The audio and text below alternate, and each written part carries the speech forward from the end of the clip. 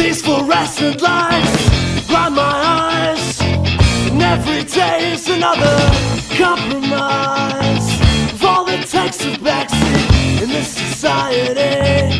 My integrity, my ability, but there's a silent song inside my head.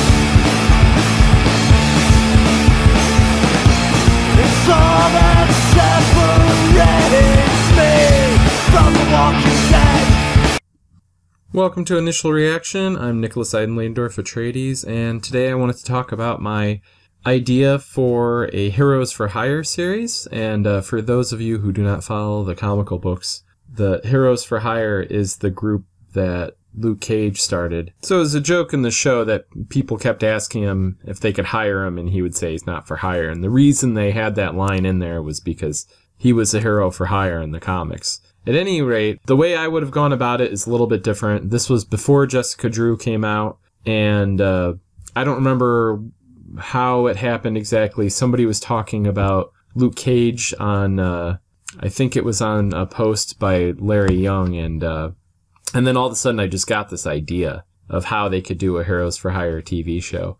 And the way I would have done it, I would have started off with Shang-Chi and Danny Rand. Danny Rand becomes Iron Fist in the comics. I know a lot of people are saying for the new upcoming Iron Fist TV show that they should have made Danny Rand Asian. Well, I wasn't planning on doing it that way because, first of all, it's going to have Shang-Chi in it because those two are like homies in the Ultimate Universe.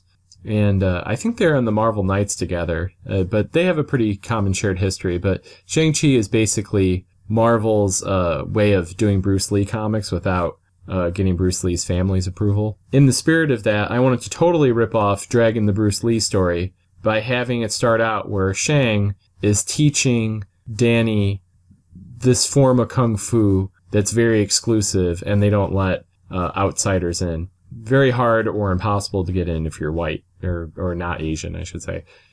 So Shang's kind of teaching him after hours because Danny Rand's rich, so, you know, he just found somebody young to teach him it. And so I think it kind of plays into his character a little bit to keep him white, and especially if we're going to go with this idea of mine. So anyways, they're sparring in the dojo, and there's all these ancient Chinese artifacts in there. And while they're sparring, Danny Rand puts his fist through a statue of a dragon that's like thousands of years old, like right through the chest of it, and he comes out and his hand is covered in some kind of weird goop. And so it's just then that the elders come in that run the temple, and then they press charges against Danny for destroying the thing. So he goes to jail. And then his cellmate is Luke Cage, and he's not in a good shape. He's like sickly or dying. And it turns out what's happening is that Luke is trying to speed up his sentence by volunteering for some experiments, and everybody in the study's like dying. What's going to happen is that Danny is going to figure out that when he put his hand into that dragon statue, even though it was just a statue, it had an actual heart of the dragon, which is in the comics where Danny gets his powers from, of the Iron Fist. And so it covered his hand in like, the spiritual equivalent of molten iron.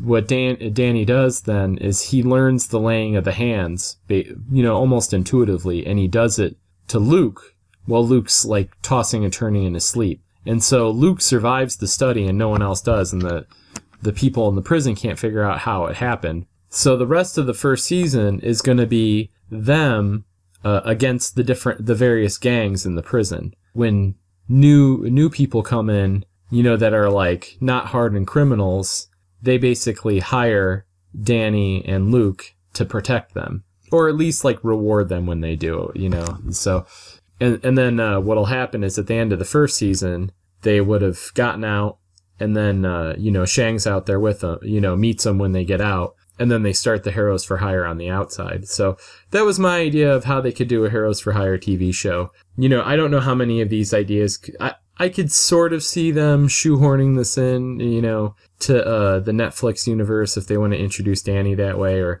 just use the Shang and Danny thing as sort of a compromise. Like, I really think I really like the idea of, and part of the reason I said too with the Danny it being part of his character is that I think in our cultural zeitgeist right now, it'd be interesting to have a white character who like kind of failed his way into being a martial arts, expert without, the epitome of a martial arts expert, even though he didn't work nearly as hard as, the culture that he appropriated it from. So I think it'd be an interesting statement to make with the character, even though it'd be hard to use the Luke Cage stuff as much.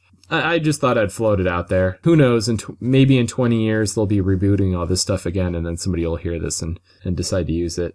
That's my 2 cents. So until next time.